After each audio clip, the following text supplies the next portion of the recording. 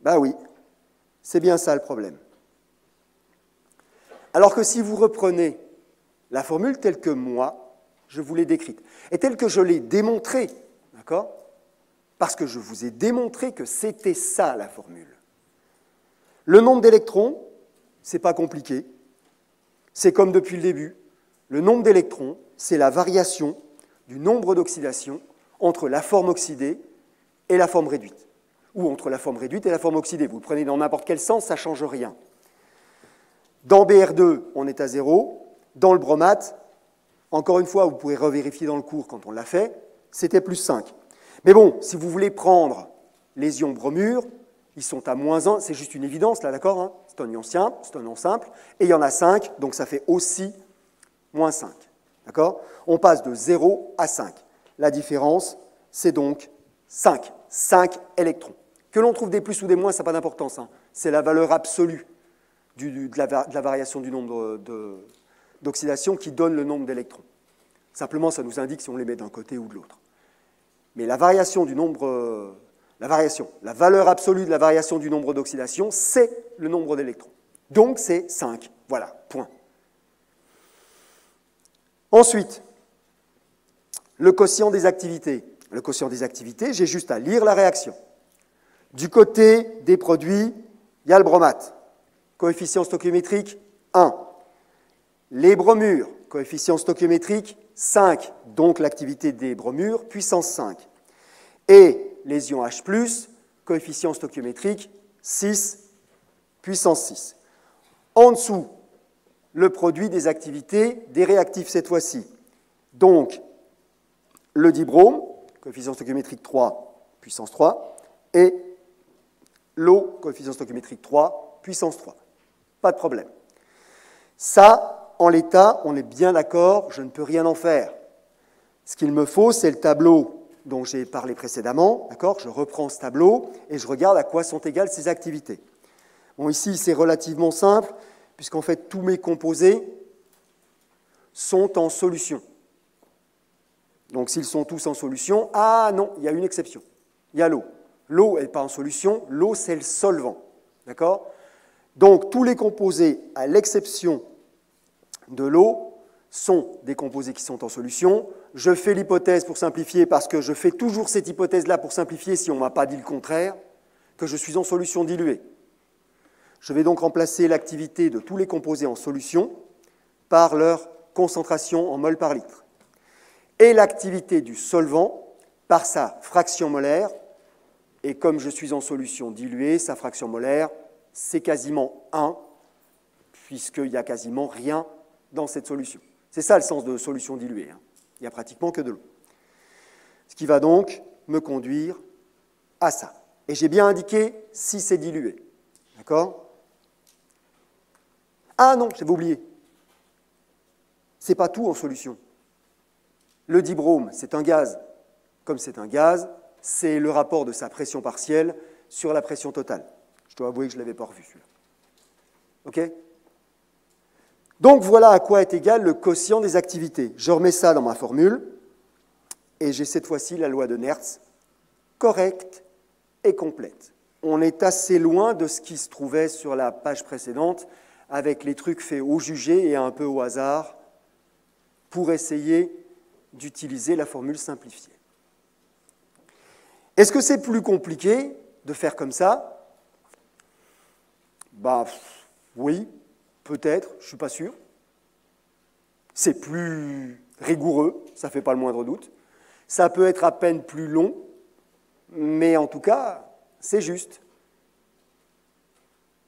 Et si vous ne respectez pas donc les règles que je viens d'établir là, si ce que vous faites, ce n'est pas juste, vous pouvez facilement en imaginer les conséquences sur ce qu'il y aura à faire, effectivement, à l'examen.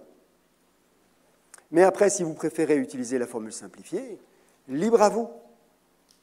Je fournis toujours une réponse dans les QCM qui correspond à la formule simplifiée. Libre à vous de la choisir. D'accord? Bon, ceci étant dit, potentiellement, hein, ça peut être une bonne réponse, si ça répond aux 2 critères qu'il y avait sur la diapo précédente. Mais il faut répondre à ces critères-là. D'accord? Ce qui se produit eh ben, quasiment jamais, en fait. Voilà. Je connais personnellement peut-être 4, 5 équations chimiques qui collent, pas plus, sur une palanquée en 30 ans d'expérience, d'accord? Voilà. Parce que ça ne fonctionne jamais dans les faits. Il n'y a qu'avec l'exemple simplifié que ça fonctionne. On continue.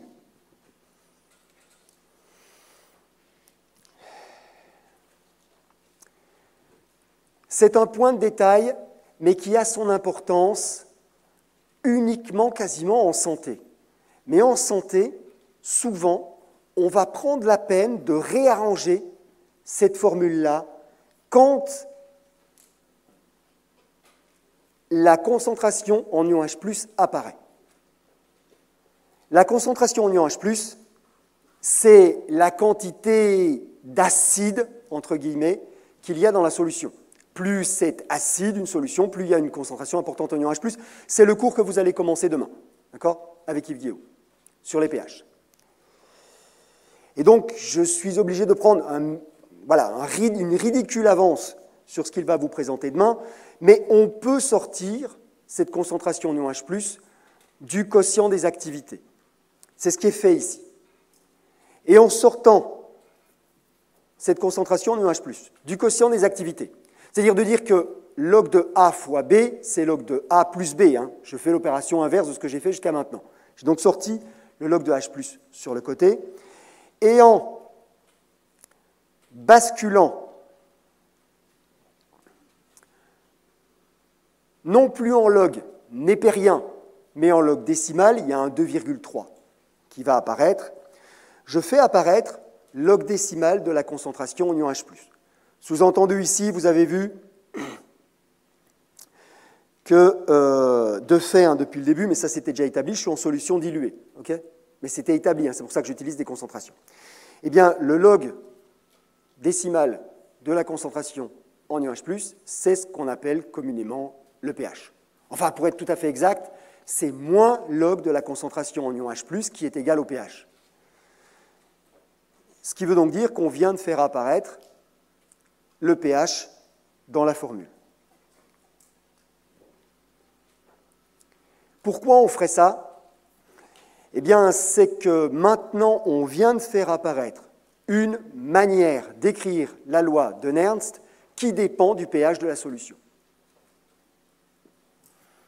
Et comme le pH a une importance fondamentale dans énormément de cycles biologiques, de fonctions biologiques, faire apparaître le pH indépendamment du reste dans l'équation de Nernst, ça peut avoir un sens, ça peut être intéressant.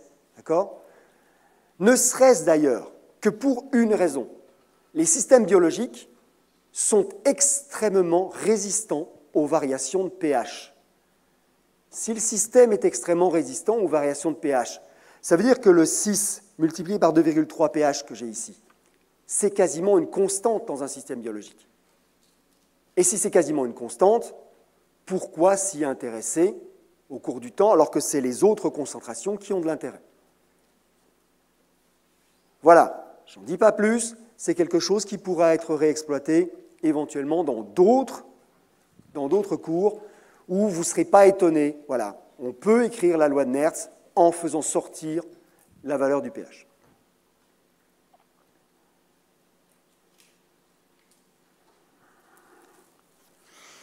Je reviens à la formule de base. Donc, la formule de Nernst, hein, cette fois-ci, il n'y a plus d'ambiguïté, c'est ça la formule de Nernst. Cette formule de Nernst, à l'équilibre. Eh bien, si je suis à l'équilibre, c'est qu'il ne se passe plus rien. Et en matière d'oxydoréduction, il ne se passe rien. Ça veut dire, comme pour les autres réactions, qu'il n'y a plus de variation d'énergie libre. Donc, plus de différence de potentiel, puisque précédemment, dans le cours du E1, dans le début de ce cours-là, j'ai établi que delta G et delta E étaient reliés l'un à l'autre. D'accord? C'était les mêmes mesures, en fin de compte, mais dans le cas particulier où on a des réactions électrochimiques. Donc, si delta G est égal à 0 quand on est à l'équilibre, ça veut dire que delta E est égal à 0 à l'équilibre. Pour parler de la vie courante, c'est quand la pile est morte. Quand une pile est morte, c'est qu'on n'a plus de différence ou plus suffisamment de différence de potentiel entre les deux bornes, la borne plus et la borne moins. Voilà ce que ça veut dire. D'accord? Si delta E est égal à 0, et considérant que puisque je suis à l'équilibre, le quotient des activités est égal à la valeur de la constante d'équilibre, je peux réécrire ce que j'ai ici, si ça veut bien avancer, voilà, sous cette forme. C'est égal à 0, et à la place de Q, j'ai le droit d'écrire que c'est la valeur de K. Donc, que delta E, c'est RT sur NF log de K. Voilà. Ça, c'est important, parce que ça veut dire qu'en mesurant juste avec un voltmètre une différence de potentiel dans une pile, je peux déterminer la constante d'équilibre de la réaction qui est en train de se passer. Voilà. Et ça, ben c'est égal à delta G, on l'a déjà vu, delta G0. Donc, on avait déjà vu la partie delta G0 égale moins RT log de K. Ça, c'était en UE1, c'était en thermo. Eh bien, en plus, c'est égal à NF delta E.